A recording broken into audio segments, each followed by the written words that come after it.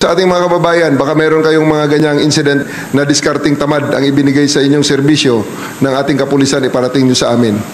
At i-relieve natin ang commander never to be given again another commander's position habang ako ay Chief PNP unless na maubos na uli at makaikot na ang mga qualified sa kanyang pwesto. Sapagkat sa pwestong yon ng Chief of Police na isang syudad, sa isang pwesto na yan, siguro mga 100 ang nakapila na gusto rin maging Chief of Police.